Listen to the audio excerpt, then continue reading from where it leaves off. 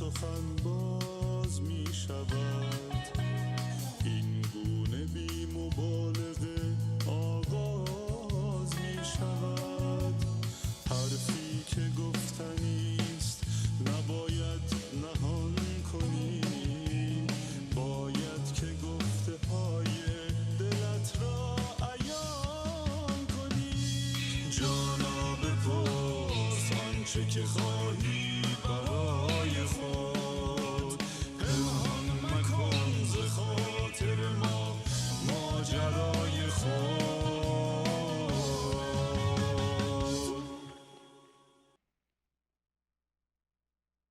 سلام میکنم خدمت شما دوستان و عزیزان بیننده. هنگامه هستم و با برنامه علامت سوال در خدمت شما هستم به جای سالی جان که به امید خدا هفته دیگه برمیگرده و شما دیگه لازم نیست منو تحمل کنید. پس عزیزان به یاد داشته باشین که در قسمت اول برنامه ما مهمان عزیزی خواهیم داشت و در مورد موضوعی که میوه روح هست، در واقع ایشون حدود نیم ساعت با ما صحبت خواهند کرد و در مورد آیات و قسمت‌های مربوطه صحبت خواهند کرد و بعد از اون تلفن‌های برنامه باز خواهد بود. شما میتونید هر سوالی دارین به خصوص در مورد موضوع برنامه بپرسید از مهمان عزیز ما. اگر دوست داشته باشید از طریق تلفن تماس بگیرید، شماره تلفن برنامه هست 2044 207 806 9838 و اگر دوست داشته باشین از طریق تلگرام و وایبر و واتساپ پیغام بفرستین، شماره اون هست 20357 99 93 77 72 و البته از طریق اینستاگرام و فیسبوک برنامه میتونید به صورت مستقیم و زنده برنامه رو تماشا کنید و از اون طریق هم میتونید پیغام بفرستین برای ما عزیزان. و همینطور کانال 107 پارس از ماهواره یاست پخش میشه که به صورت زنده دوباره میتونید برنامه رو تماشا بکنید. پس منتظر سوالات شما و نظرات شما عزیزان هستیم. یه ویدیو کوتاه ببینیم در مورد راه‌های ارتباطی، برمیگردیم با مهمان عزیز برنامه.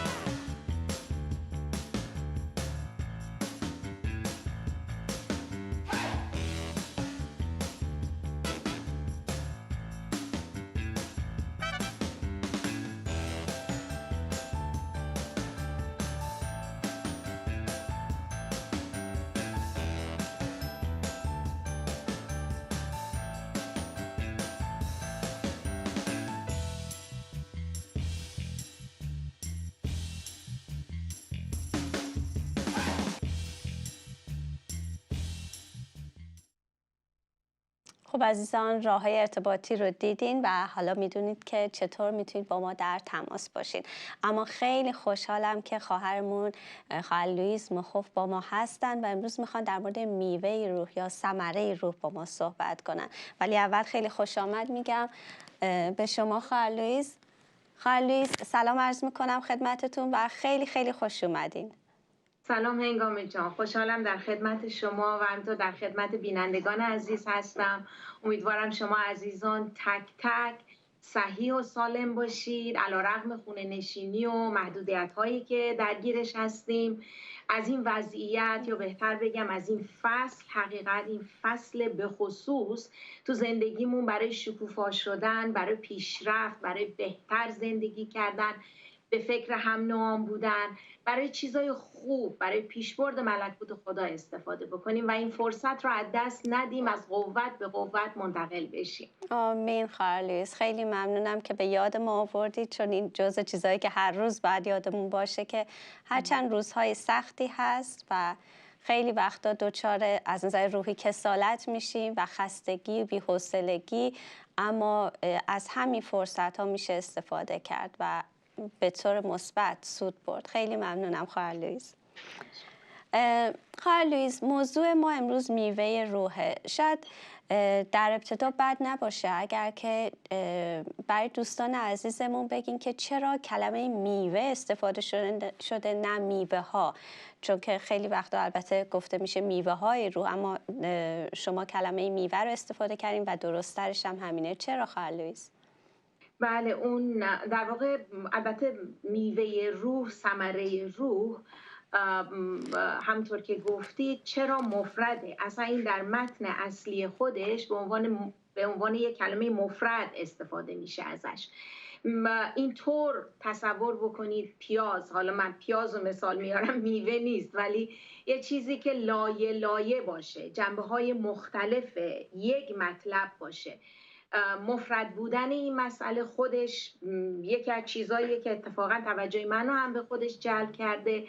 نمیگه ثمرات روح یا میوه های روح. البته پولس رسول این رو نوشته در رساله به غلاطیان باب 5 که در این مورد به تفسیر صحبت میکنه و در واقع 9 گانه هستش. اگه بگیم که 9 لایه باشه، یه میوه‌ای که 9 تا لایه داشته باشه، یه همچین حالتیه که این البته خودش نشون میده در حین گوناگونی بودنش در خودش یک اتحادی داره. در حین اتحاد، در حین گوناگونی، در واقع در یگانگی هستش. شاید تعجب بکنید اگر بخوایم این عنوان رو بهش بدیم، بگیم گوناگونی در یگانگی. خورده عجیب این حرف، ولی در واقع میتونیم بگیم نامهای مختلف، انواع مختلف به ثمره و میوه روح نسبت داده میشه، ولی همه با همدیگه در اتحاد و یگانگی هستن. در واقع همه اینها از یک روح سرچشمه میگیرن که اینم روح خدا باشه، روح القدس. در واقع همه اینها سرچشمه روح القدس. مثلا سیب شما حساب میکنید انواع رنگ ها هست، انواع طعم ها هست، جاهای مختلف، ولی همه اینها رو به عنوان سیب ما میشناسیم. یا از هر تیره، هر گلی، هر حیوانی، هر چیزی شما میبینید رنگ‌های مختلف هست، انواع مختلف هست، تیره‌های ولی یه چیزن. مثلا ما به خرس قطبی و نمیدونم خرس قهوه‌ای و سیاه و خاکستریش، اینا همه اینها رو از نوع خرس میشناسیم. یا گل رز رو، انواع اقسام رنگ‌های گل رز رو ما همه گل رز هستن. مثل اینطور در حین اینکه انواع مختلف دارن، لایه های مختلف دارن، سرچشمه ریشه یکی هست که اینم روح خدا باشه در واقع. خیلی ممنونم. حالا قبل از اینکه شما شروع بکنین، آیا چون به هر حال چند 9 تا هستن، محبت، خوشی، آیا این هم که ما نمیتونیم در واقع بگیم که حالا من از این میوه، یا یکی بگه میوه ها محبت رو دارم اما خوشی رو ندارم، یا اینو دارم اونو ندارم، این هم میتونه یه توضیحی باشه در مورد این که میشه انتخاب کرد یا نمیشه به نظر شما؟ واقعیت اینه که اولا ما اینو به خودمون نمیدیم. این مرحله از رشد. ببینید خیلی راحت ما این لیست به اصطلاح انواع چیزای رو 9 گانه رو که پولس اسم برده به عنوان میوه، خیلی راحت ما اینو جزء یه لیست اخلاقی بذاریم یا یه لیست وظایف زندگی بذاریم، یا به عنوان یک محک، یک استاندارد استفاده بکنیم، بگیم یه مسیحی خوب باید اینا رو داشته باشه، مسیحی مثلا پیشرفته، یه مسیحی که نو ایمانه. اینطور نیست. مسئله سر اینه که در لحظه‌ای که ما نجات پیدا میکنیم، وارد خانواده الهی میشیم، وارد اون قلمرو ملکوت خدا میشیم، مثل یه بچه‌ای که تازه به دنیا میاد، ما رشد میکنیم. این جزء مراحل رشد و به سوی بلوغ روحانی است. در واقع اگه بخوایم اسم بذاریم روش، میتونیم بگیم تولد تازه. این جزء روند تولد تازه هست. البته پولس رسول 2 تا مطلب رو اشاره میکنه نسبت به روح، چیزی که روح میده. یکیش ثمره روحه، 9 گانه. ما عطایای روح هم داریم که امروز میشمردم دیدم عطایای روح هم 9 گانه است. 9 تا عطایای روح است که پولس رسول در اول قرنتیان باب 12 اسم میبره، جز کلام حکمت، کلام علم، ایمان، شفا، قوت، معجزات، نبوت، تمیز ارواح، اقسام زبانها، ترجمه زبانها، اینها جزء عطایای روح هستن که خودش 9 تاست. البته این دوتا ببینید شاید یکی بگه که خب لازمش اینه که اول اینو داشته باشیم اونو داشته باشیم. این دوتا لازم و ملزوم یکی هستن. اولا هر دو از روح القدسه. دو فرق، یعنی این دو فرق دارن با هم از این نظر. یکی به عنوان میوه روح برای شخصیت سازیه، برای زندگی شخصی ماست، برای رشد زندگی ماست، رشد روحانی ما در اون شخصیت سازی، شبیه مسیح شدن، در حالی که عطایای روح برای بنا و تقویت کلیساست، یک جنبه عمومی داره.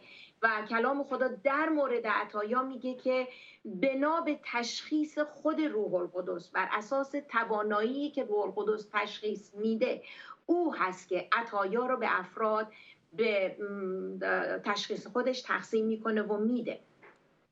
ولی در مورد ثمره روح، در مورد میوه روح، این یک رشد شخصی هست که در روند تولد تازه ما دونه دونه همینطور میریم جلو. در خیلی از موارد ما میبینیم افرادی که تازه ایمان میارن انقدر رشدشون سریعه که همه این چیزا درشون دیده میشه، این هر 9 تا جنبه میوه روح، و در بعضیا کمتر بعضیا بیشتر، ولی این جزء روند رشد ما هست. و همطور که گفتم هر دو لازم و ملزوم هستند، چه ثمره روح چه عطایای روح. منتها پولس رسول در اول قرنتیان باب 14 آیه 1 بسیار زیبا میگه که خوبه که اینو به ایمانداران میگه خوبه که عطایای روح رو بطلبیم. اما اول چی میگه توی این آیه 1 میگه در پی محبت بکوشید و عطایای روح را به غیرت بطلبید، خصوصا که نبوت کنید. اگه دقت بکنید اول در مورد ثمره روح، در مورد میوه روح صحبت میکنه.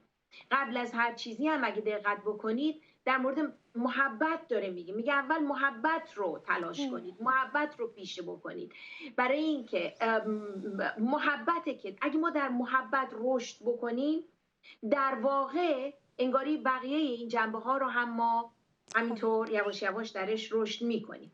اینجا این 9 ثمره، 9 میوه 9گانه در واقع اولیش ما میبینیم محبته.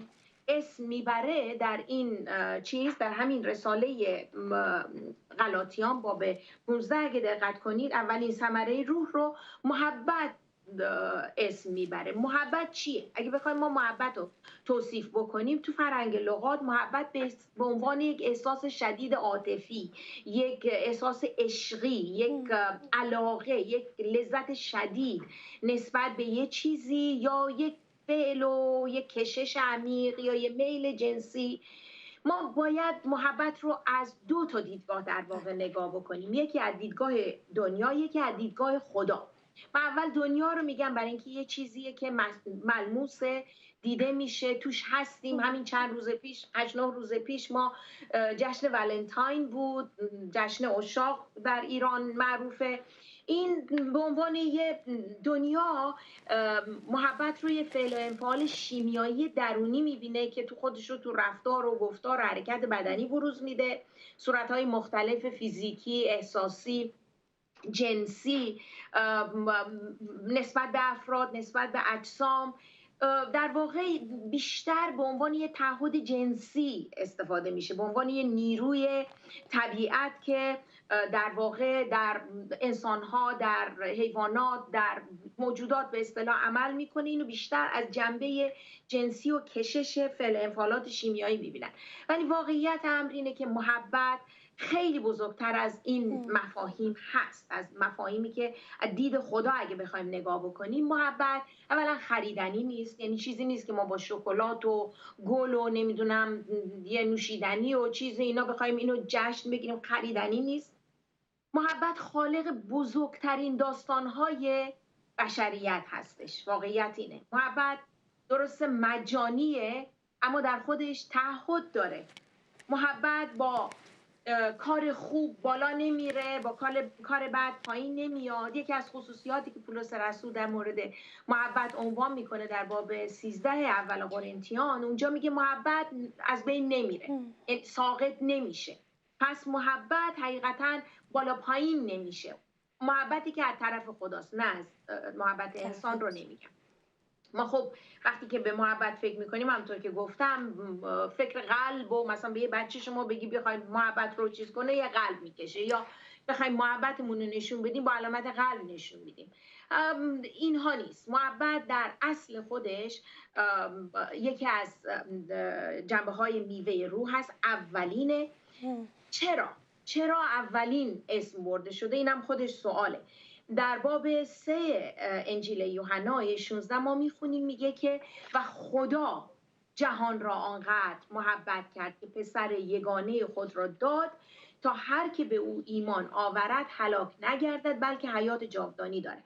اینجا ما میبینیم که محبت از دید خدا در واقع دادنه، از خودگذشتگیه، در رهایی به اصطلاح از کسی یا یه چیزی از جان خودش، از وجود خودش میگذره، در دادن بهترین خودش در ازای نجات همگان در واقع پیش قدم میشه. پس محبت بهای زیادی داره، همچنین فقط قلب و 2 تا شکلات و اینا نیست، حقیقتا مفهوم خیلی عمیق‌تر از این داره که البته بینندگان عزیز رو تشویق میکنم باب 13 اول قرنتیان رو بخونن. 14 نکته در مورد خصوصیات محبت نوشته شده که این خود محبت اصلا خودش یک عظمتی هست و دنیایی هستش. در واقع همون باب تو اون آیات آخر این رو میگه و اینک 3 چیز باقی است: ایمان، امید، محبت.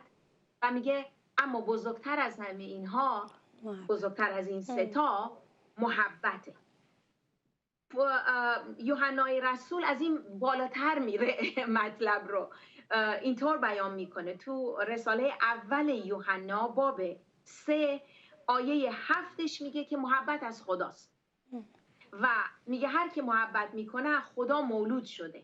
و تو آیه 8 که آیه بسیار معروفیه، حتی بچهای کانون شادی هم میدونن، میگه خدا محبت است.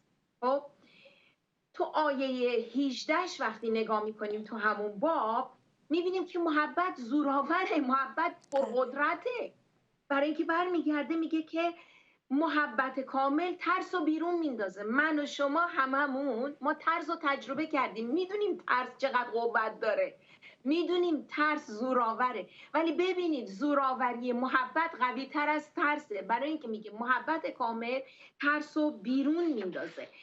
واقعیت امرینه هنگام جان، بینندگان عزیز، زمانی که ما هنوز گناهکار بودیم خدا ما رو محبت کرد. در رومیان 5 آیه 8 چی میگه؟ میگه لکن خدا محبت خود را در ما ثابت میکند از اینکه هنگامی که ما هنوز گناهکار بودیم مسیح در راه ما مرد. ما وقتی گناهکار بودیم پس بجاست که محبت اولین لایه، اولین جنبه این میوه رو باشه، برای اینکه او اول ما رو محبت کرد. نمونه ای که از محبت داریم خود خدا هستش. اگه اجازه بدین من فکر کنم خالص اگه اجازه بدین یه استراحتی داشته باشیم و فکر کنم 8 میوه دیگه مونده. نمیدونم شما چطوری میخواین تموم کنین، اما اعتماد دارم به حکمت شما که تمومش خواهید کرد.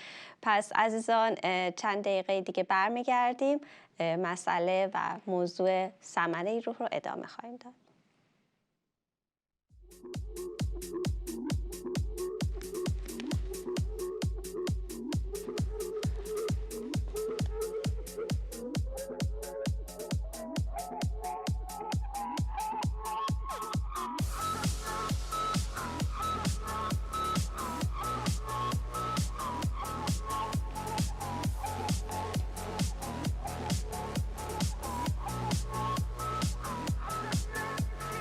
یه چیزی توش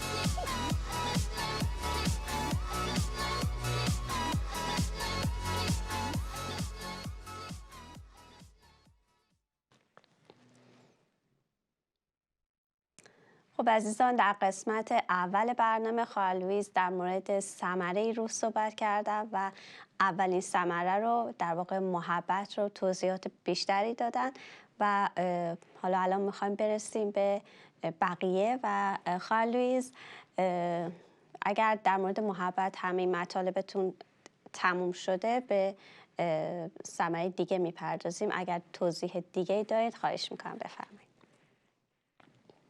خواستم برم قسمت دوم رو صحبت بکنم. حقیقتش که خوشی باشه.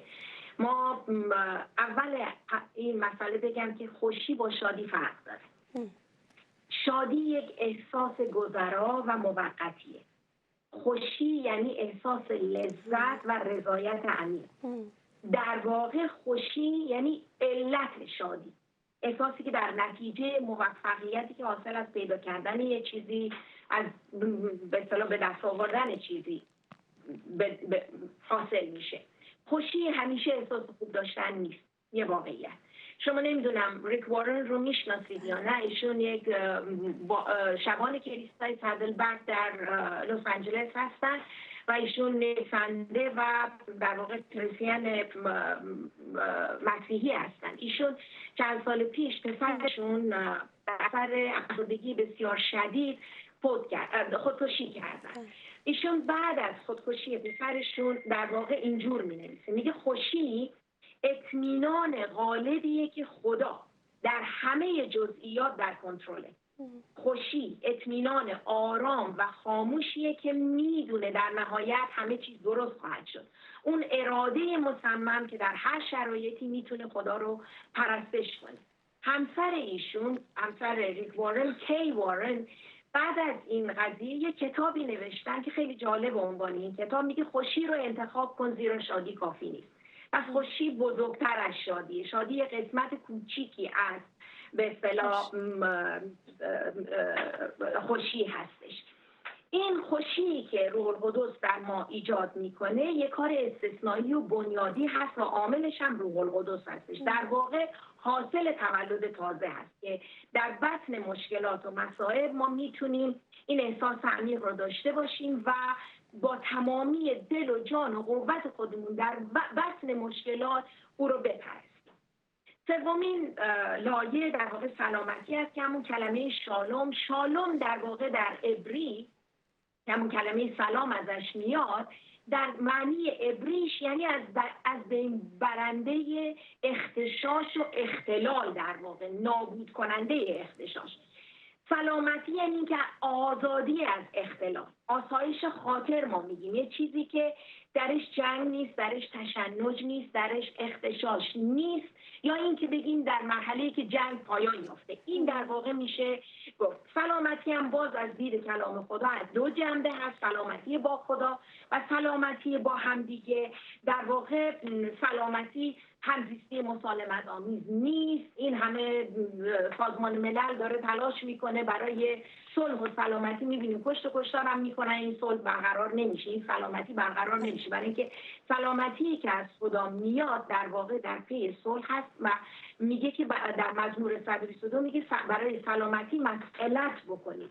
ما میبینیم که در ملکوت خدا برای رساله رومیان باب 14 پولس رسول ملکوت خدا رو میگه عدالت و سلامتی و خوشی در روح القدس هست. البته آیاتی هم در افسوسیان در عبرانیان در مورد سلامتی خدا و بگیم که حقیقتا سلامتی خدا چیزی هست که ما رو زیر پوشش میگیره و در همه شرایط میتونیم به راحتی جلو بریم. چهارمین نکته حلم هستش که حلم رو وقتی میشنویم اغلب در فکر ما بردباری و صبری که درست هم هست. این در واقع ظرفیت پذیرش یا چشم‌پوشی کردن یه تأخیر یا یه مشکل یا تحمل کردن یه چیزی بدون دلخوری یا دلواپسی. در واقع یعنی حلم تاکید بر آرامی داره، بر خویشتن‌داری داره، تحمل درد به آرامی است، یعنی در واقع قدرت چشم‌پوشی، اون در واقع احساساتی که تحت کنترل گرفته شده. میگن حلم رو بخوان تصویر بکنن اینه: یک کسی رو صندلی بشینه، بعد یه چسب رو دهنش زده باشه و انتظار بکشه، خیلی راحت انتظار بکشه. در واقع صبر و تحمل با خوشرویی هستش. خب آیات بسیاری در این مورد است، در رساله یعقوب، در رساله افسوسیان و همینطور در دوم تیموتائوس ما میتونیم این آیات بسیاری رو در مورد حلم ببینیم. و پنجمین نکته‌ای که در مورد میوه روح هست کلمه مهربانی است. مهربانی البته در اون جایی که مسیح میگه که یوغ من رو به خودتون میگه، چون که یوغ من بار و خفیف و بار من سبکه، در واقع به این حالت اشاره میکنه. یعنی خوبی دیگران، علیرغم اون دیگران هر کاری میکنن ما خوبی میکنیم، مهربونی میکنیم. مهربانی در واقع نیکویی در عمل هست، ملایمت با رفتار دیگران. و این چیزی هست که روح القدس جایگزین میکنه، یعنی یه کاریه که از درون ما رو تبدیل میکنه. در واقع اون در متن یونانیش خریستوتس بهش میگن، این یعنی یک مقام بالایی، یک مقام سیاسی، یک مقام مذهبی، رفتاری رو که نسبت به زیردستان خودش با محبت و با نیکویی انجام میده به این حالت. در واقع یعنی این که منی که میوه روح در من هست، مهربانی در من هست، من خودم رو در شرایط طرف مقابل تطبیق میدم بدون اینکه چشم داشته باشم. ششمین نکته نیکوکاری هست و اینو قبل از اینکه بریم روی نیکوکاری اینو بگم یادم رفت. رومیان باب 2 آیه 4 میگه مهربانی خداست که ما رو به توبه کشونده. پس این خیلی جنبه بسیار مهمی از این میوه روح هستش. در واقع الان ششمین نیکویی یا نیکوکاری، در واقع مهربانی و نیکویی اغلب با هم میان، اینا خیلی ارتباط نزدیک با هم دارن و اغلب اون شرافت اخلاقی رو میرسونه، سخاوت رو میرسونه، مهربانی و نیکویی رو در عمل نشون میده. ما خدا نیکویی خودش رو در نجات ما به ما نشون داده و ما این رو در رساله تیتوس میخونیم، در افسوسیان میخونیم. نیکویی در واقع یعنی راستی در قلب، راستی در زندگی، یعنی هم در حرف و هم در عمل خودش رو نشون میده. هفتمین چیز ایمانه که بیشتر وفاداری هم بهش میگه، البته بعد از اینکه ایمان میاریم به عنوان یک مسیح به عنوان وفاداری هست که در واقع این ایمان که عیسی مسیح منجی ما هست، ما از طریق عیسی به نجات ابدی را پیدا میکنیم. در واقع وقتی یک کسی با ایمانه، مسئولیت پذیر، قابل اعتماد هست و این ایمان در مسیحیان یک وفاداری نسبت به منجی خودشون ایجاد میکنه، به کسی که اونا رو فدیه داده. یعنی در واقع شخص حاضره برای ایمانش علیرغم همه شکنجه‌ها، علیرغم همه چیزها، چون میدونه منجی خودش کیه، تا به آخرین نفس باشه. واسه این کلمه اینو میگه، در درون خودش اینو داره که کسی شکنجه و زحمات رو تا به حد جان برای وفاداری به عیسی در واقع بمونه تا اون آخر. هشتمین نکته تواضع هست، فروتنیه که خیلی در واقع بعضی وقتا افراد این رو به عنوان نقطه ضعف میبینن، در حالی که این نقطه ضعف نیست. تواضع، فروتنی تو سری خوردن نیست، بلکه این یک قدرت تحت کنترل هستش. ما در رساله دوم تیموتائوس پولس قشنگ به تیموتائوس اینو می‌نویسه، میگه خادم خدا مخالفینش رو با حلم تأدیب می‌کند و در رساله به غلاطیان می‌نویسه، میگه آنانی که به خطایی گرفتار میشن، شما که روحانی هستید چنین شخص رو به روی تواضع اصلاح کنید. تواضع در واقع نقطه مقابل منافع شخصیه. ببینید دیدید افرادی رو که در هر شرایطی من دست بلند میکنن و خودشون میخوان جلب توجه کنن. تواضع درست نقطه مقابل این مسئله است، درست نقطه مقابل جلو انداختن خودمون و جلب توجه دیگرانه. در واقع تواضع کلید اصلی اتحاد در کلیسا هست، کلید اصلی صلح در بدن مسیح هستش. و نهمین جنبه این میوه روح، ما میبینیم کلمه خویشتن‌داری یا پرهیزگاری رو پولس رسول استفاده میکنه و اینو آخرین جنبه میاره. این البته برمیگرده به آیات 19 تا 21 همین رساله غلاطیان. شما قبل از اینکه پولس اعمال روح رو نام ببره، اعمال جسم رو نام میبره. خویشتن‌داری در واقع اشاره به اون اعمال جسم هست که شخص در مقابل این اعمال جسم در واقع این قدرت رو داره، در واقع که به وسوسه بگه نه، به امیال گناه آلود جسم رو بتونه کنترل کنه و در مقابل وسوسه ها بیسته.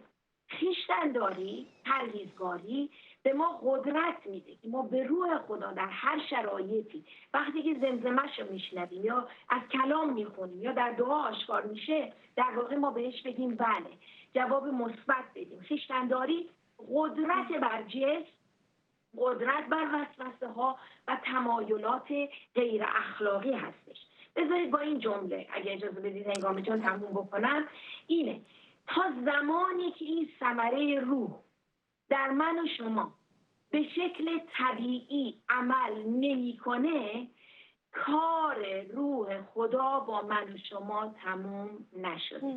این جریان ادامه داره. ولی آیا این به این معناست که باید شخص اتوماتیکلی بتونه این اعمال رو به جا بیاره؟ این پروسه چطوری انجام میشه؟ وقتی در تولد تازه رشد میکنیم که البته رشد خودش از طریق مطالعه کلام خدا، در دعا، مرتب در دعا بودن، از طریق هدایت، اطاعت از هدایت روح القدس، از طریق تمرین و استفاده از عطایای روح، همه اینها دست به دست میدن که این مراحل تولد تازه راحت‌تر و زودتر بگذره. همونطور که گفتم ببینید هر بچه‌ای به دنیا میاد، بعضی از بچه‌ها رشدشون سریع‌تره، بعضی از بچه‌ها رشدشون کندتره، ولی در نهایت همه رشد میکنن. اگر رشد نکنیم یه جای کار ایراد داره. لازمش اینه که ما در همه اینها، به خصوص در محبت که اولینه، وقتی در محبت ما رشد میکنیم همه چیزای دیگه خودجوش خود به خود میاد، برای اینکه این محبت جنبه الهی هست که بر ما قرار میگیره. جنبه نوع محبت خدا هست که بر محبت ما در واقع میشینه و تقویت میکنه، یه لایه دوگانه ای ایجاد میکنه در محبت ما نسبت به خدا و همینطور نسبت به دیگران. پس بنابراین لازمه اگر رشد نمی کنیم بشینیم برگردیم راه خودمون رو دوباره بازنگری بکنیم کجای کار ایراد داره که در این تولد تازه، در این رشد میوه روح ما در جا میزنیم. خیلی ممنونم خواهر لوئیس و همینطور دوستان عزیز که تا این لحظه با ما بودین. یک موزیک ویدیو ببینیم، برمیگردیم، تلفن ها باز خواهد بود و به بخش سوالات شما خواهیم پرداخت.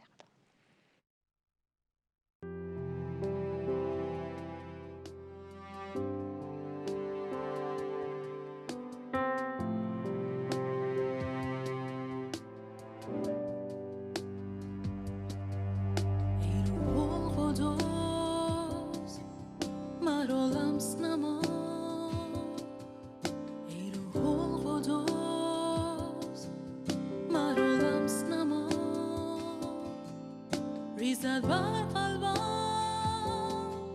روحش از سما مقدس گردد این کلیسا. ریزد بر قلبم روحش از سما تا وارث مست گردد کلیسا.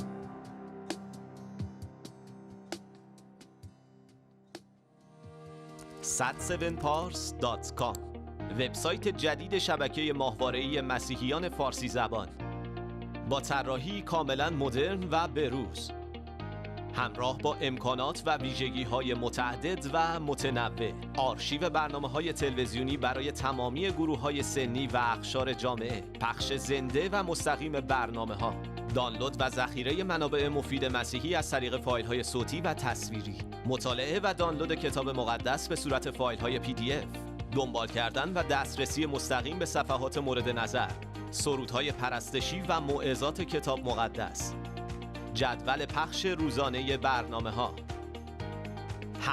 همه در وبسایت جدید sad7pars.com.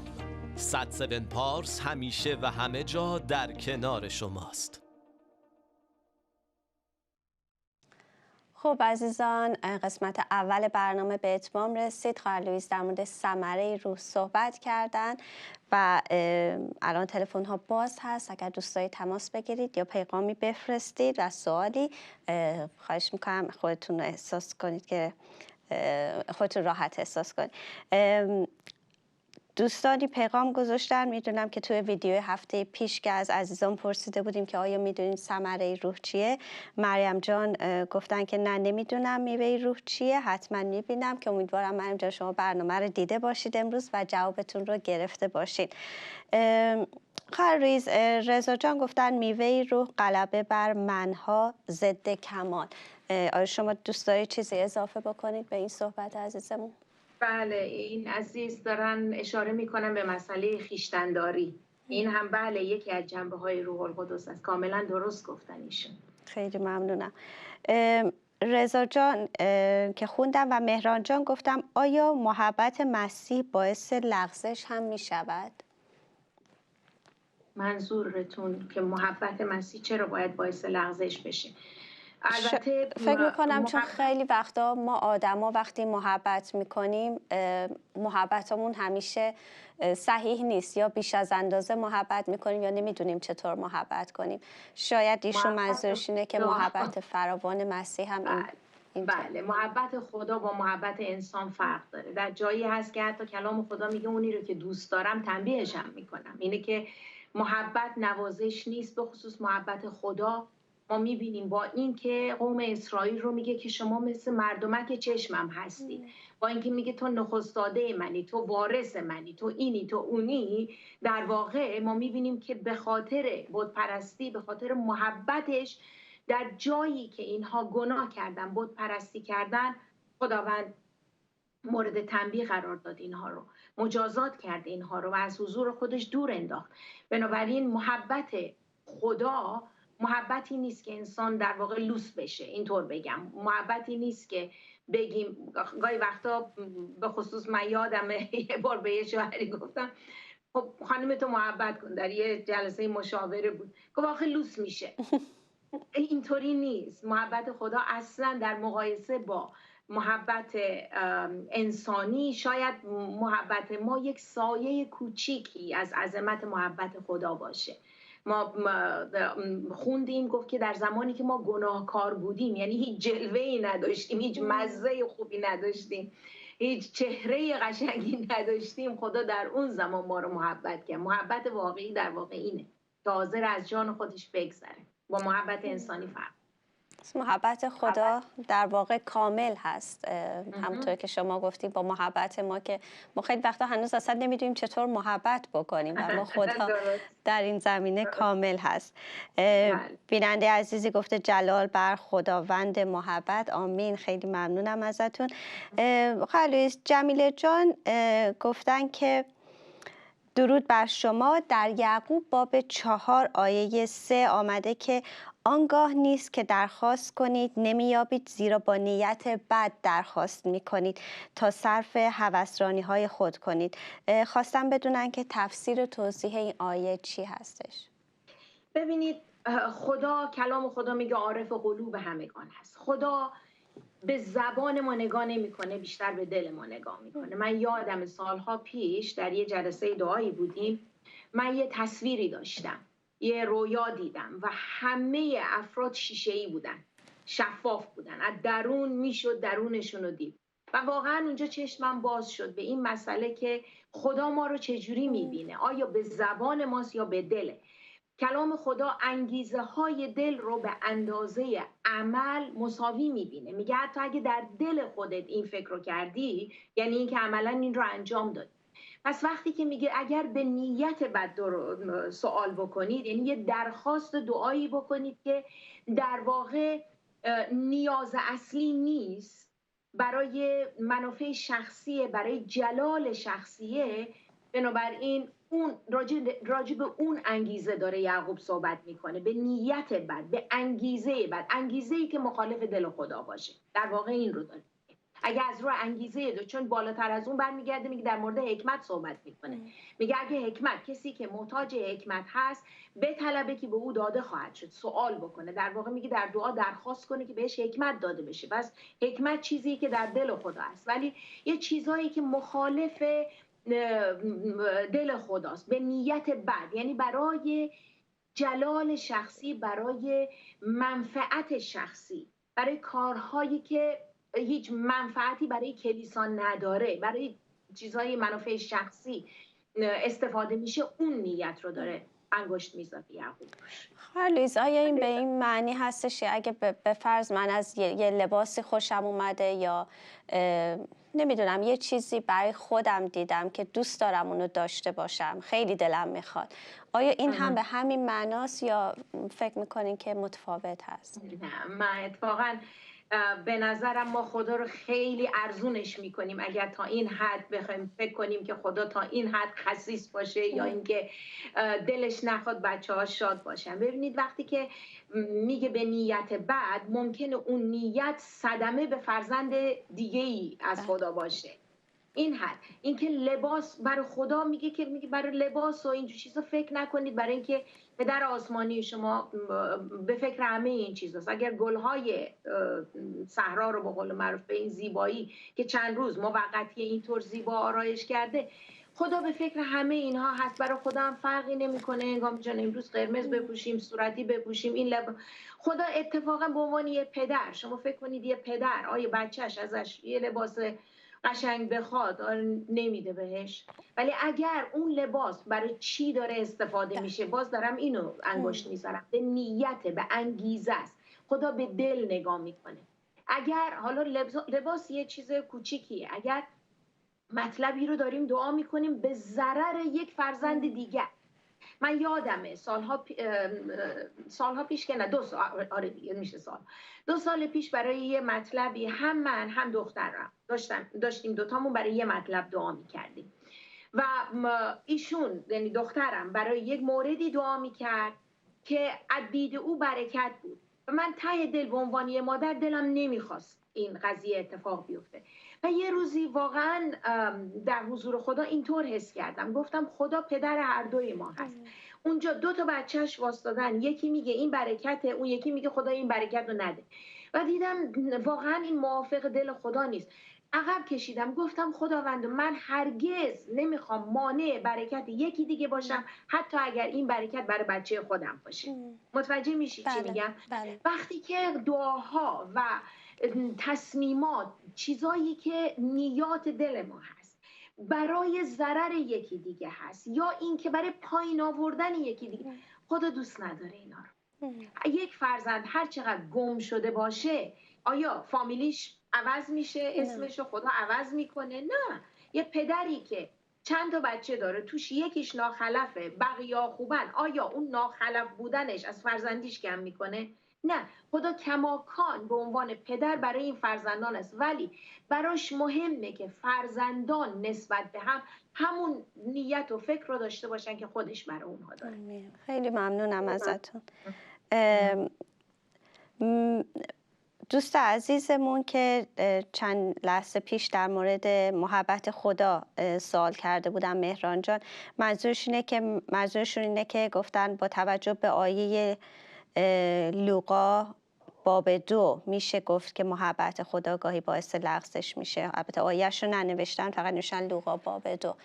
فکر کنم خواستن یه توضیح. باب 2 که در مورد تولد عیسی هستش، به جزئیات در مورد ملاقات فرشتگان و شبانان و اینها صحبت میکنه. من نمیدونم منظورشون چیه از نظر محبت خدا باعث لغزش باشه.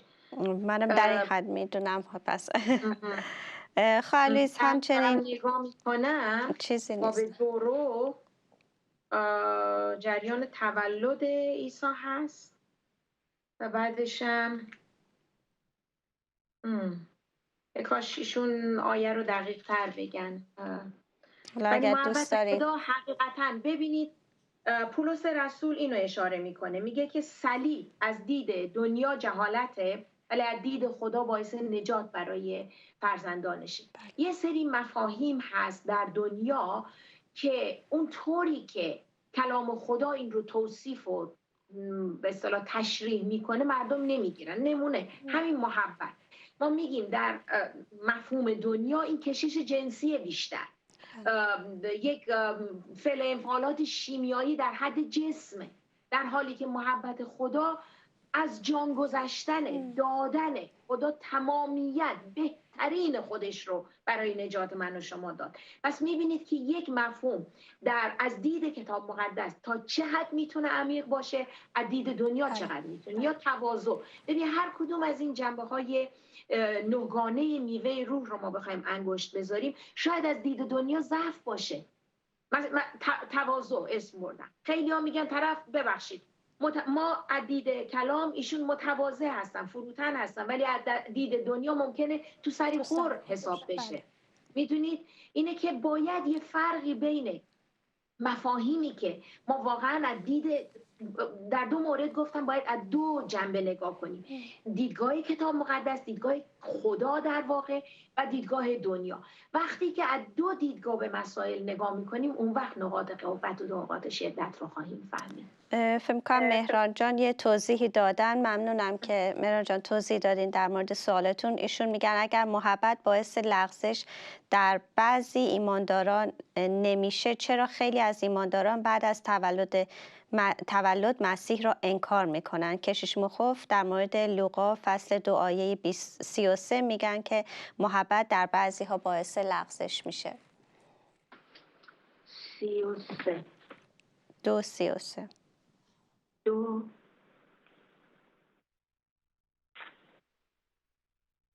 بله. و یوسف و مادرش از آنچه درباره او گفته شد تعجب نمودن. داره این رو میگه.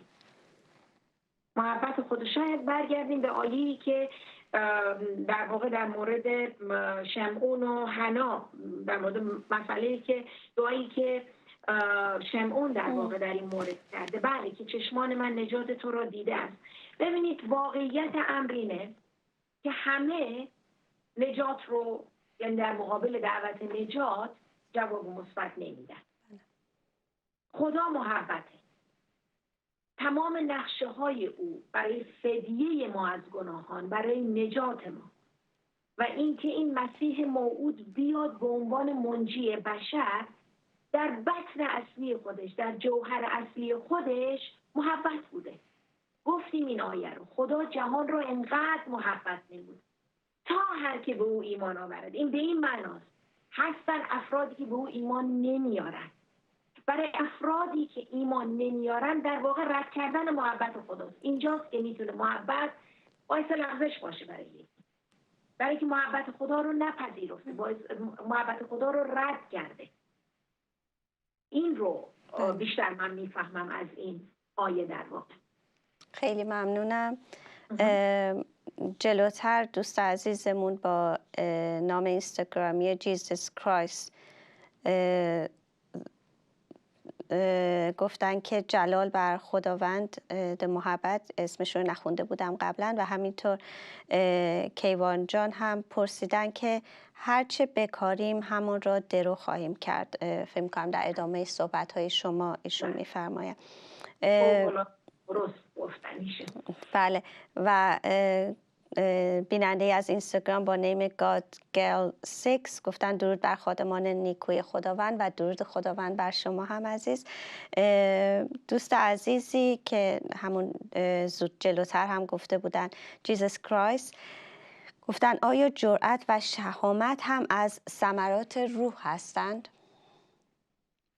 جرأت و شهامت رو ما در قسمت ایمان میتونیم ببینیم، جایی که در مورد وفاداری در واقع یکی از جنبه‌های میوه روح ایمانه. اگه یادتون باشه گفتم ایمان، وقتی که ایمان میاریم ما قابل اعتماد و مسئولیت پذیر میشیم.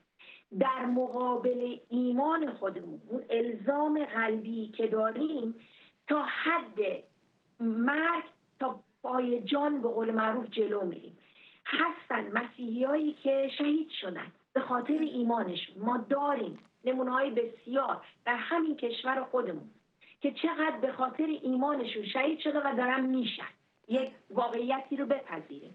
بله که اینها در ایمانشون جرأت و شهامت رو به خرج دادن.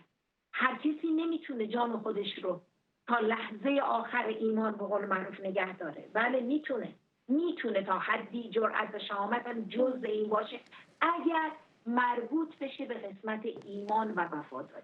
من این رو میخوام علامت سوال بزنم. یه کسی که مثلا دید دنیا شجاعست و نمیدونم از چند متری میتونه بپره و نمیدونم رو تناب را بره و اینا منظورم نیست.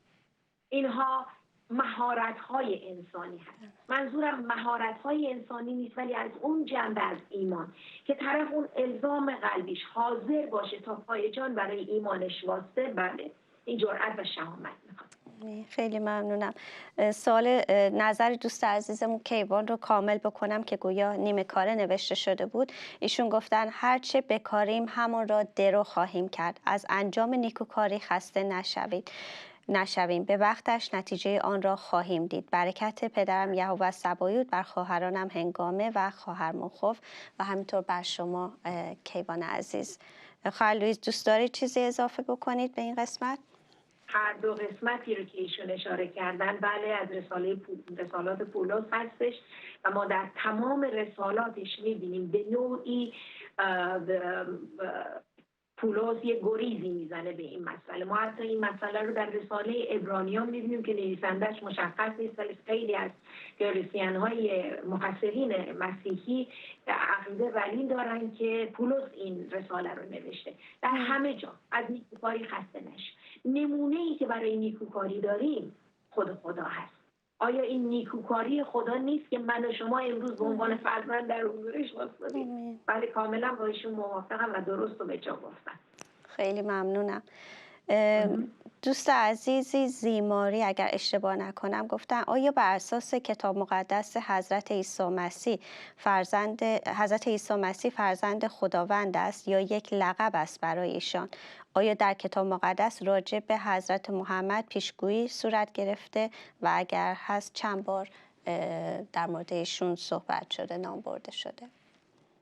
بله این زیماری گفتید. بله فکر میکنم فامیلشون باشه حدس میزنم. بله دوست عزیز، بیننده عزیز، باید بگم که در مورد پسر خدا بودن عیسی چه از عهد عتیق که از پیشگویی هایی که اشعیا کردن که رسما میگه که پسری مولود خواهد شد، تا به اون آخر کتاب مکاشفه تمامیت این ادعای خود خدای پدر، ادعای خود عیسی هست. خود عیسی میگه من و پدر یک هستیم. داره اشاره میکنه به پسر خدا بودنش. عیسی اینطوری که در مورد تثلیث بخوایم بگیم ازلی و ابدی، پدر، پسر، روح القدس بودن. در جنبه‌های مختلف اینها در سطح مختلف ظاهر شدن. زمانی که پدر جسم میپوشه. رساله انجیل یوحنا باب 1 رو وقتی میخونید ما میبینیم که در این باب 1 در مورد کلمه صحبت میکنه و بعد میگه کلمه نزد خدا بود، بعد میگه کلمه خود خدا بود و بعد میگه کلمه جسم پوشید، به میان ما آمد، در میان ما ساکن شد، جلال او را دیدیم، جلال شایسته پسر یگانه پدر. ببینید همه اینها در کلام نوشته شده است. این ادعایی نیست که ما بگیم، شعارم نیست، هیچ عنوان سیاسی، مذهبی، اجتماعی نیست که ما به عیسی داده باشیم. این تماما مدون در کلام خدا هست. این از این. و آیا اگر چیزی در مورد پیامبر محمد چیزی نوشته شده باشه، اگر این کتاب مقدسی که من میخونم شما این رو باور دارید، نه، همچین چیزی ما در اینجا نمیبینیم. تنها موردی که در رسالات در بابهای 14 تا 17 یوحنا ما دعای عیسی رو میبینیم. قبل از مصلوب شدن دستگیریش ما اونجا میخونیم به شاگردان میگه که من میرم تا تسلی دهنده بیاد. در مورد روح القدس داره صحبت میکنه. ما چیزی در مورد شخص نمیبینیم، ما در مورد روح خدا میبینیم که قبلا میومد برای یه انجام مأموریتی، کارش که انجام میشد برمیگشت جایی که اومده بود. ولی بعد از مصلوب شدن عیسی، بعد از قیامت عیسی، ما میبینیم که روح القدس نازل شد و برای همیشه الان در بین فرزندانش هست، در بین من و شما هست. وقتی ما ایمان میاریم به خدا، وارد خانواده الهی میشیم، کلام خدا میگه که روح او در ما ساکن میشه، ما میشیم معبد روح القدس. معبد روح القدس انسان نیست. انسان، وجود ما به عنوان معبد استفاده میشه برای سکونت روح القدس. روح القدس میاد در ما ساکن میشه، ولی خودش روحه، خودش خداست. برای همینه که باید خیلی مراقب باشیم با این روح چطور رفتار میکنیم تو زندگیمون، چه برخوردی باهاش داریم. ولی هیچ جا نمیبینیم که اشاره بکنه که یه شخص میاد. برمیگرد چیزهایی رو که در مورد روح القدس میگه، تماما کلمه پاراکلیتوس رو استفاده میکنه. که پاراکلیتوس کمک، مددی که کنار ما وامیسته. در واقع اگر مسئله طناب‌کشی رو حساب بکنید، 2 تا نیروی مساوی دارن از هر دو طرف، 5 نفر این طرف 5 نفر اون طرف، یه طنابو دارن میکشن. یکی میاد یه طرف طناب یه کمک اضافی، دست اضافه میکنه، قوت این گروه به اون یکی اون وقت میچرده. چی میشه؟ مغلوب میشه، به اصطلاح پیروز میشه. بله. روح القدس یه همچین به اصطلاح مفهومیه، کمکیه که برای ما تمام مدت حاضره و نمیمیره، مقبره ازش نیست، برای اینکه خداست. خدا نمیمیره، ازش مقبره نیست، انسان نیست که بخواد بالا پایین بشه احساساتش. روح القدس خدا. تنها چیزی که عیسی اشاره کرد بعد از خودش این بود که روح خدا میاد برای همیشه در بین فرزندان خدا، آنهایی که ایمان میارن بهش ساکن میشه. خیلی ممنونم ازتون. عزیزان استراحتی داشته باشیم، برمیگردیم به مابقی سوالات شما عزیزان خواهیم پرداخت.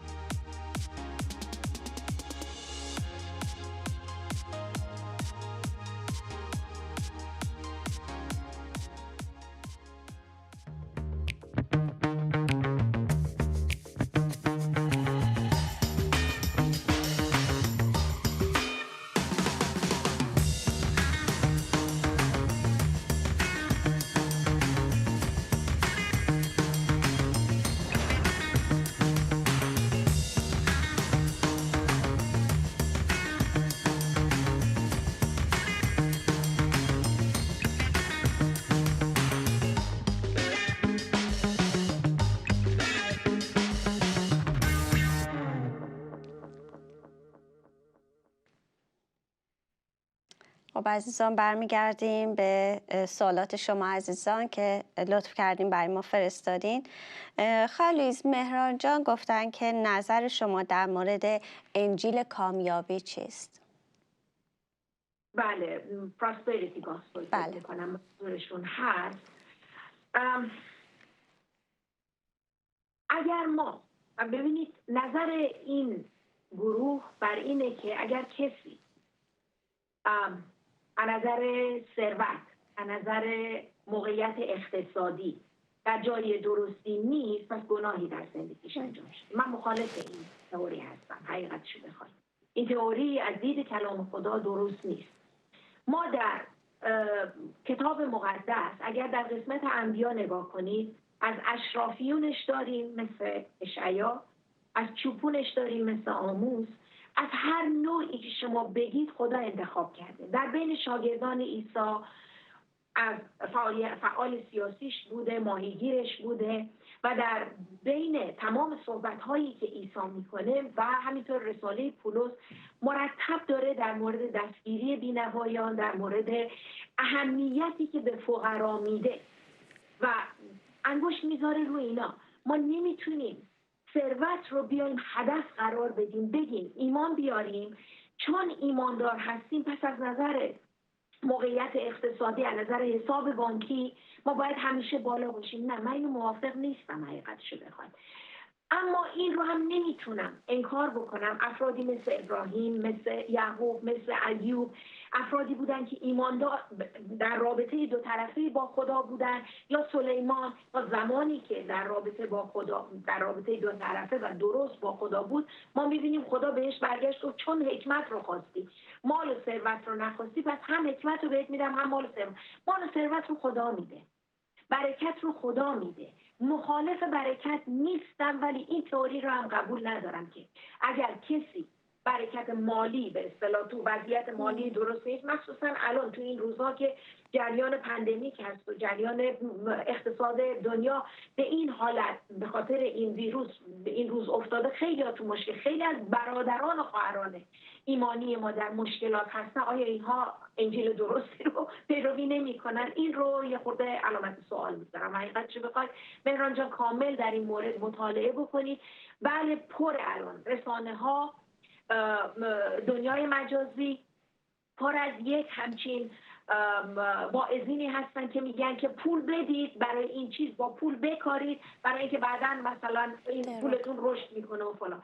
یه خورده با احتیاط نسبت به این مسئله برید جلو. و میگه کلام خدا، پولس میگه که آنچه که پسندیده است، کنم این در کولسیان میگه آنچه که پسندیده است، آنچه که درسته، آنچه که مناسبه، اون رو ما بهترین استانداردی که داریم چیزیه که در کلام خدا است. کلام خدا هیچ جای این مسئله رو به قول معروف نمیگه که اگه یه کسی پول نداره یا مثلا در یه چیزی نکاشته، اینا میگن که یه پول بکارید تا بتونید اینو مثلا اینطوری درو کنید. نه، همچین چیز. خالیز اتفاقا من یادم هست که نوجوان که بودم چند تا از کتاب‌هایی در مورد خوندم که اگر اشتباه نکنم ترجمه خانم گیتی خوشدل بود، خیلی مطمئن نیستم ولی فکر میکنم، و در این باره بود خیلی زمینه در واقع انجیل سلامتی رو یا پراسپریتی گاسپل رو میداد، کامیابی رو. بعد از خوندن اینها خب البته کتاب‌های مثبتی بودن، اما منو تبدیل به کسی کرده بود که از خدا طلبکاره و منتظره که خدا یک سره پول بده بهش و تبدیل بکنه انگار خدا رو به یک حساب بانکی یا چیزی مثل این.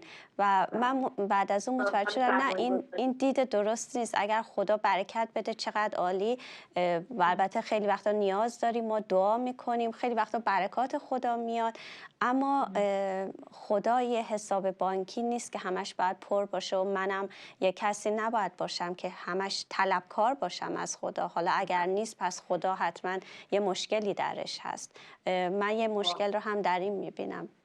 بله درسته، یه مقداری ما رو زیادی متوقع بار بیاره. بذارید من فکر کنم 2 هفته پیش بود من گفتم همین که خدا هیچی به ما بده کار نیست، همین که ما رو نجات داده علی رغم لیاقت ما حق ما گناه بود، یعنی گناهکار بودیم، علی‌رغم اینکه حق ما مرگ بود، خدا ما رو نجات داد. پس بالاترین کار رو، بالاترین لطف رو در مورد ما انجام داد. درسته؟ حالا اگه بعد این هر کاری برای ما میکنه نظر لطف میشه، خدا رو شکر بریم. ولی اگه هم نکنه، همین که نجاتمون داده، کلامون بندازه موا. امید. خواهر لوئیس، سوالات دیگه هم مطرح شد. البته قبل از اون جیزس کرایست گفتن که هیچ چیز برای خداوند غیر ممکن نیست، حتی جسم پوشیدن پسر یگانه‌اش. خدا را با افکار زمینی خودمون محدود نکنیم، او قادر مطلق است. آمین. همینطور هم هست. و آراز جان هم از اینستا گفتن که شالوم خداوند بر شما باد در نام عیسی مسیح و همینطور بر شما آراز عزیز. فریبا جان گفتن خواهر جان صاحب خونه گاز و آب رو کم و زیاد میکنه، هر وقت بچه‌ها میان درست میشه بعد کم میشه، طوری رفتار میکنه که بگه من دروغ میگم به خدا، تو رو خدا من چیکار کنم؟ دعا هم انگار تأثیری نداره، هر چی دعا میکنم فایده ای نداره. فریبا جان گفتن. متاسفم فریبا جان که گیره صابخونه اینطوری افتادید. یعنی واقعا نمیدونم آیا این امکان هست که باهاش یه صحبت سازنده داشته باشید و قانع بکنید که اینطور اذیت نکنه. اگر اذیتتون میکنه، اگر این امکان رو دارید، خونتون عوض کنید. شاید این تصمیم درستری باشه و یه مقدار در مورد صابخونه تحقیق بکنید قبل از اینکه توافقی برای اجاره امضا یا حالا هر چیزی. ببینید هر انسانی اراده آزاد داره، هر کسی عواقب تصمیمات خودش رو باهاش روبرو میشه. ما هر چقدر دعا بکنیم، اگر صابخونه‌تون با اراده آزاد خودش این تصمیم رو گرفته باشه که شما رو اذیتتون بکنه، همونطور که خودتون هم حد زدید و گفتید، دعا تأثیری نداره، برای اینکه این آقا یا این خانم تصمیم گرفته اذیت کنه. اما میتونیم دعا کنیم خداوندا دست روش تنگی میکنه. من بهتون قول میدم من برای شما در این مورد در دعا خواهم بود. دعا میکنم خداوند، من گاهی وقتا حالا دارم لو میدم هنگام جا ببخشید، گاهی وقتا اینجور مواقع من میگم خداوند تو خواب برو سراغ این افراد. اگه تو بیداری این افراد ممانعت میکنن، مقاومت میکنن، نمیتونن، من اسمشو گذاشتم دعای کسی. میگم که خدای شب برو سراغش. اینه که وقتی که در خواب بی‌دفاع هستی، که خدا ابزار بسیار زیادی داره، راههای مختلف داره. راههای خدا راههای ما نیست. از دست خدا رو باز بذارید. وقتی میگن دعا میکنه، برای خدا تعیین تکلیف نکنید، خدای حتما این بکن اون بکن. نه، خدای برو سراغش. وقتی خدا بره سراغش، روش رو اجازه بدید خدا انجام بده، خودش انتخاب بکنه. ما وقتی خدا رو محدودش میکنیم، حتما از این طریق برو سراغش، یه جورایی دست خدا رو میبندیم، برای که هنوز کیس دست خودمونه، دست واقعه کنترلش دست خودمونه. ولی وقتی که اینو میکنیم از خودمون، میدیم دست خدا، خدای تو میدونی، هر جور خودت میخوای خودت با این شخص رفتار کن، او رو برو سراغش. اگه در بیداری مقاومت میکنه، خدا میدونه، تو خواب میره سراغش. اینه که بدید به خداوند. اگه تا به حال روشی که دعا کردید اثر نداشته، بشینید بازنگری بکنید، ببینید چجوری دارید دعا میکنید. همونطور که گفتم، شاید دارید دیکته میکنید به خدا. دست خدا رو بستید در این مورد. اجازه بدید دست خدا باز بشه تا بتونه این شخص رو به قول معروف چه میگن نرمش کنه در این مورد.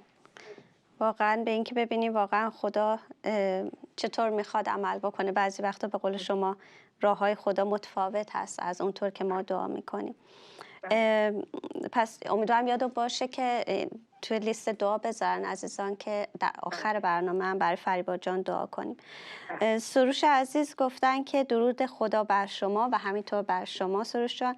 حکم مسیحیت در مورد کسی که مورد خیانت همسر قرار گرفته یا همسر فوت شده چیست؟ آیا امکان ازدواج مجدد وجود دارد؟ در مورد خیانت باید بگم که خب ببینید دو حالته. اول اینو بگم، وقتی که زنی یا شوهری بیوه میشه، از دید کلام خدا آزاده. ولی اگه این شخص ایمان داره، کلام خدا تنها شرطی که میذاره، میگه ایماندار با ایماندار. خب مانعی برای ازدواج نیست، برای اینکه از نظر کلام خدا کلمه باز رو استفاده میگه، طرف بازه، بسته نیست. خب اما در مورد خیانت همسر بستگی به طرف دیگه این ازدواج داره که آیا حاضره همسری رو که خیانت کرده ببخشه یا نه. بعد بخشش داریم تا بخشش. ببینید ما گاهی وقتا میگیم تو رو بخشیدم، ولی تا دعوامون میشه به رخ طرف میکشیم تو همون بودی که اینو کردی. وقتی میگیم بخشیدیم یعنی واقعا بخشیدیم، اینو بستیم، پرونده رو میذاریم کنار. بخشش درست اگه شخص توبه کرد و طرف مقابل پذیرفت و حاضر بود باهاش زندگی بکنه، خدا رو شکر، یا حالا خودشون میدونه. ولی اگر توبه نمیکنه یا اینکه طرف دیگه حاضر نیست ببخشه و توبه رو نمیپذیره، فقط در مورد مسئله خیانت کتاب مقدس در واقع پولس این رو جایز میدونه، طلاق رو جایز میدونه. در این مورد میشه ازدواج مجدد.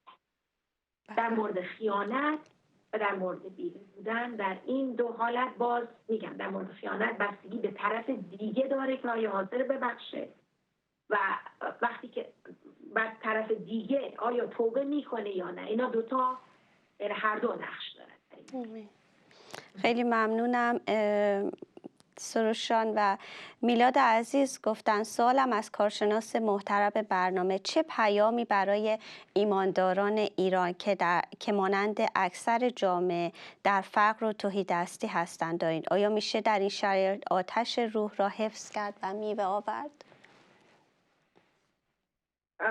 میلاد عزیز، ما امروز در مورد میوه نوگانه روح صحبت کردیم و در مورد سلامتی صحبت کردیم، در مورد حلم صحبت کردیم و در تمام این چیزها تواضع در اینها گفتیم علی رغم مصائب و مشکلات، به خصوص در مورد خوشی اگه یادتون باشه از ریک وارن و همسرشون اسم بردن.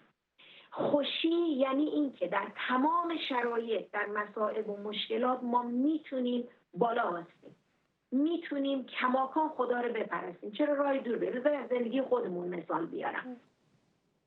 من و همسرم ما پسرمون رو 2.5 سال پیش از دست دادیم. ولی آیا غم و سوگواری من باید منو به جایی برسونه طلبکار باشم از خدا و انگشتم رو به طرف خدا بیارم برگردم بهش بگم که تو این کار کردی، چرا بچه منو ازم گرفتی؟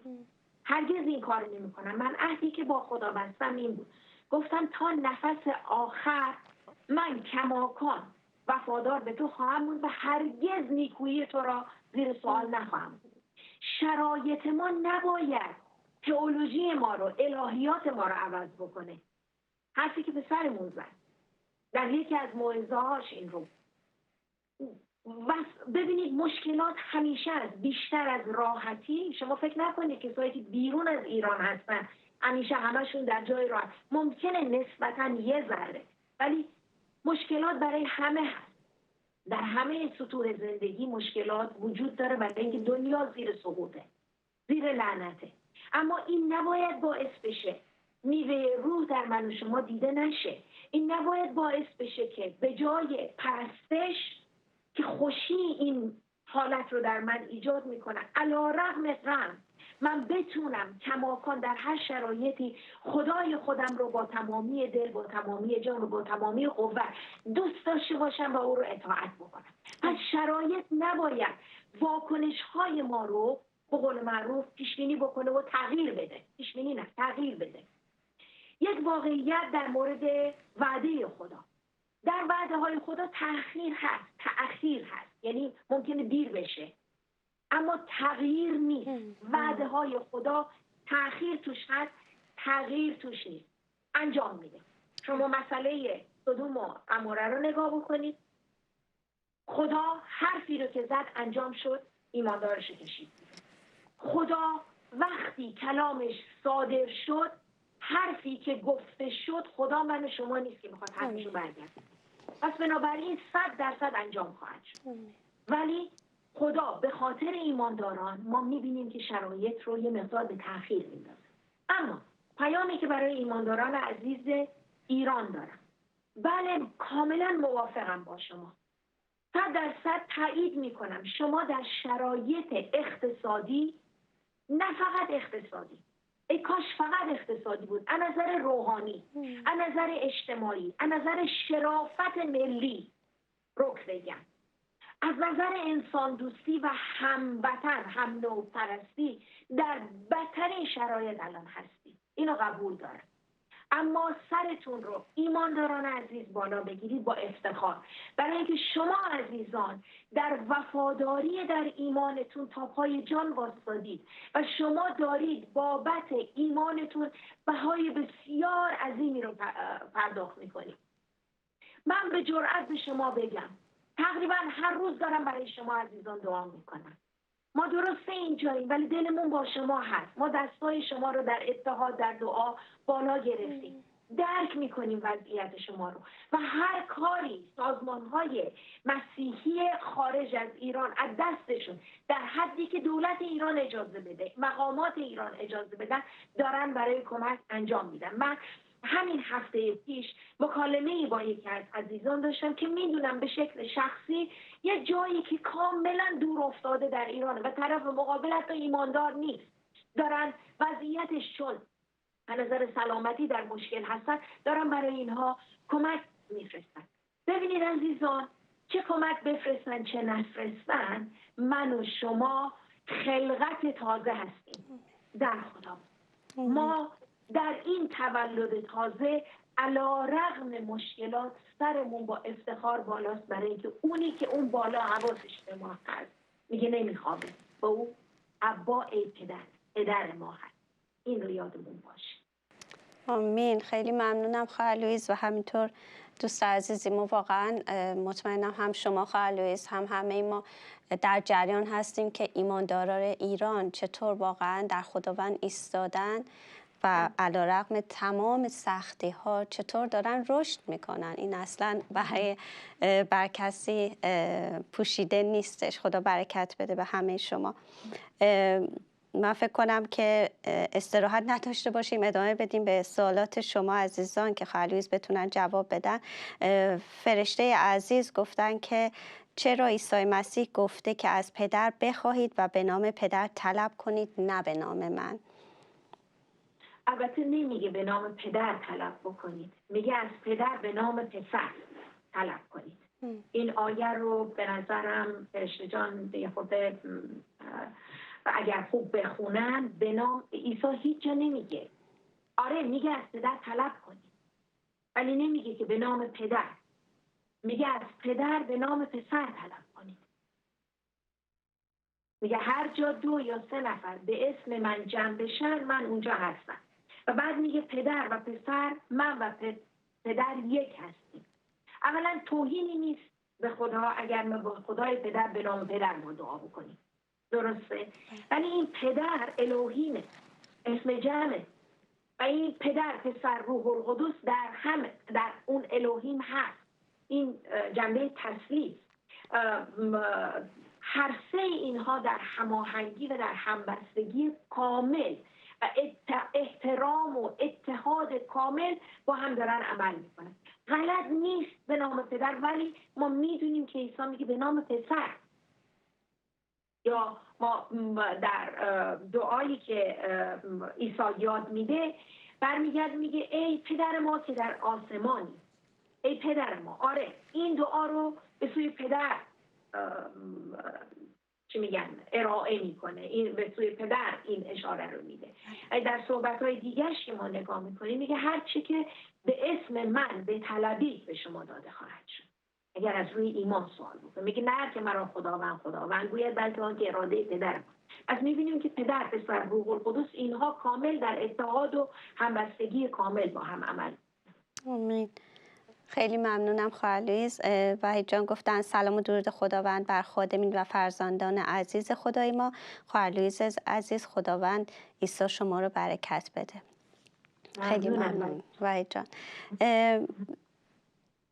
مهران عزیز سوال کردن که مجوسیانی که ایرانی بودن برای تبریک تولد عیسی مسیح پیش مریم مبارک آمدن، آنها زرتشتی بودن و تولد مسیح احتمالاً در کتب زرتشتی آمده بود. چرا بعد از ما مسیحیان آیین زرتشت رو بعد ما مسیحیان آیین زرتشت رو رد می‌کنیم؟ البته شما خودتون فرمودید تولد مسیح احتمالاً در کتب زرتشت آمده بود، در این مورد هم شک و شبهه دارید، اما خالیس شما چی می‌فرمایید؟ بله مهران جان، در مورد مجوسیان که میگه در واقع مغان هستن. حتی کلمه‌ای که در انگلیسی براش استفاده میشه اون ماگ، در واقع مجاز که اسم میبرن، در واقع همون مغان هستن. ولی ببینید اینها از روی علائمی که در ستارگان به قول معروف دیده بودن، در ما میدونیم علم نجوم و ستاره شناسی در ایران باستان بسیار قدیم بود. اون برج‌هایی که برای ستاره شناسی به اصطلاح داشتن و بود هست، آثاری که از اون زمان باقی مونده و کتاب‌هایی که باقی مونده این رو تایید میکنه که اینها ستاره شناس بودن در واقع و از روی علائم ستارگان ستاره‌ها اینها رو در واقع هدایت کردن به اورشلیم اومدن. البته به اورشلیم نه، آره دیگه میان به اورشلیم و بعد میرن پیش پادشاه. اینها خدا در قوم زرتشت، در اینها این 3 نفر کسایی بودن که کلید چیزشون افتاده بوده، درکشون از نظر درک زمان، علائم زمان رو درک کردن. ولی درک زمان به این معنا نیست که ما بیایم روش اینها رو انجام بدیم. به عنوان یک زرتشت اینا یک سیستم زندگی داشتن، بر اساس باورهای خودشون داشتن زندگی میکردن و حالا در این باورها در جایی رسیدن، متوجه یه ستاره‌ای شدن، دنبال این قضیه ستاره رو گرفتن، کارشون رسید به جایی که به اصطلاح به طفل منتهی شد، به اون بچه‌ای که به اصطلاح ملاقات کردن. خب این به این باز میگم تایید نمیکنه روش زندگی رو یا رد نمیکنه روش زندگی رو. 3 نفر از یک قوم، درسته میگیم مش نمونه خرواره، ما داریم اینو در فارس، ولی این به این معنا نیست که رد بکنیم یا تایید بکنیم. حقیقتش رو بخواید روش زندگی با سیستم باورهای خاص همون ربطی به حکمت شاید نداشته باشه. این از رو حکمتی که درک کردن از علائم ستارگان به سوی دیار مشرق، از مشرق به سمت اسرائیل روانه شدن و داستانش رو خودتون در لوقا میخونید این مسئله رو و مسیرشون هم بسیار طولانی بود و اینها البته حتما مهران عزیز میدونن علائمی چیزایی رو که اینها آوردن، هدایایی رو که آوردن در واقع بسیار جالبه، برای اینکه نشون میده اینا فهمیدن این بچه کی هست. چیز پادشاهی برای کهانت، همه اینها درش بوده در هدایایی که میارن. پس ما خدا رو شکر کنیم که خدا از ایران استفاده کرد برای یه همچین موردی. من نمیدونم ما وقت داریم برای 1 سال دیگه یا باید بریم که خب پس عزیزان با اجازه شما میریم برای قسمت دعا. پس ویدیوی مربوط به دعا رو ببینیم، برمیگردیم به بخش دعا.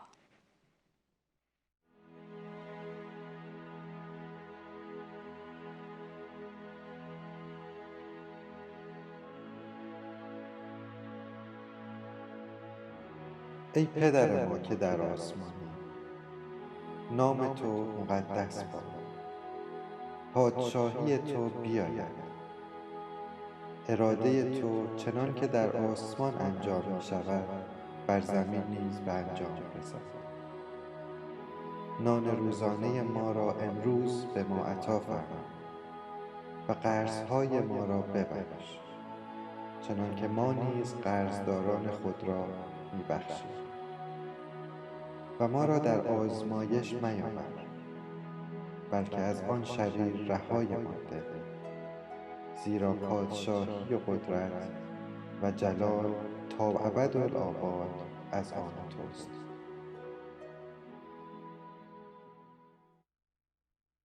خب عزیزان، به بخش دعا برای شما عزیزان میرسیم. فقط فراموش نکنید که اگر تنها 4-5 دقیقه باقی مونده، اگر که این دعاها در لحظات آخر بیا، متاسفانه ما شاید نرسیم که دیگه برای شما عزیزان دعا کنیم. پس خواهر لوئیس ماهرخ عزیز گفتن که برای آزیتا که سرطان سینه داره و برای خودش که صاحب خانه کرایه رو زیاد کرده دعا بکنیم. علی جان گفتن که برای رفع مشکلات زندگی و فقر مالیشون دعا بشه. میترا جان برای پری روح القدس و برکت خداوند و دختر و پسرشون خواستن که دعا کنیم. ماریا جان برای نامزدشون دعا کنین که به اسم ایمان که آرامشش برگرده و اعصابش آروم بشه. برای ازدواجشون که متاسفانه با این حالت روحی ایمان این شرایط رو تحت تاثیر قرار داده. خیلی متاسفم. و وحید جان گفتم برای ازدواجشون که در مسیح بتونن دعا بکنید که خداوند تایید بکنه هم خانواده خواهر عزیز رو و هم من رو که هدایت کنه که تصمیم درستی بگیریم. نجم جان برای زندگیشون خواستن دعا کنیم و فرامرز جان هم گفتن که برای من دعا بکنید برای خدمتی که در صدد انجام آن هستم، حکمت خداوند انجام بپذیره. و همینطور برای فریبای عزیز که در مورد صاحب خونه‌شون گفته بودن.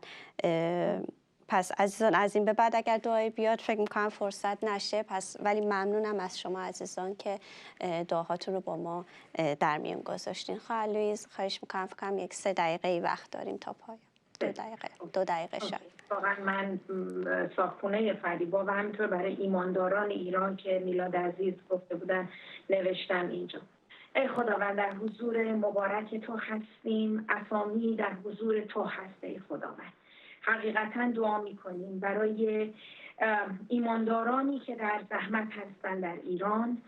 واقعا خداوند در این لحظه فیض مخصوص خودت رو عطا کن. این عزیزان رو در شرایطشون اینا رو درک کن.